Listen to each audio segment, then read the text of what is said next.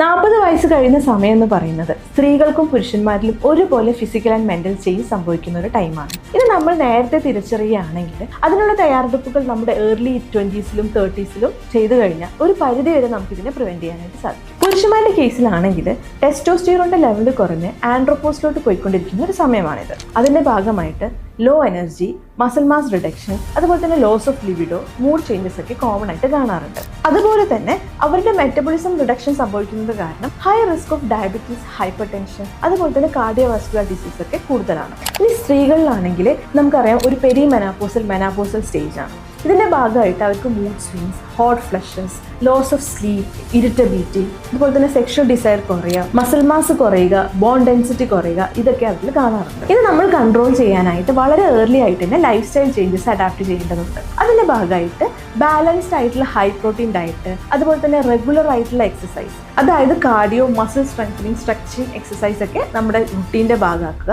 അതുപോലെ തന്നെ പല ആളുകൾ ഇഗ്നോർ ചെയ്യുന്നതും എന്നാൽ വളരെ പ്രധാനപ്പെട്ട ഒന്നുമാണ് മെന്റൽ ഹെൽത്ത്. അതിന്റെ ഭാഗമായിട്ട് അഡ്യൂക്കേറ്റ് ആയിട്ടുള്ള ഒരു 6 to 7 hours സ്ലീപ്പും പ്രോപ്പർ ആയിട്ടുള്ള സ്ട്രെസ് മാനേജ്മെന്റും നമ്മുടെ ജീവിതത്തിന്റെ ഭാഗമാക്കേണ്ടതാണ്. ഇതിന്റെ കൂടെ റെഗുലർ ആയിട്ടുള്ള ഒരു ഹെൽത്ത് ചെക്കപ്പും പ്രോപ്പർ ആയിട്ടുള്ള സപ്ലിമെന്റേഷനും കൂടി എടുക്കുകയാണെങ്കിൽ ഒരു പരിധി വരെ ഈ ചേഞ്ചസിനെ നമുക്ക് നേരിടാനായിട്ട് സാധിക്കും.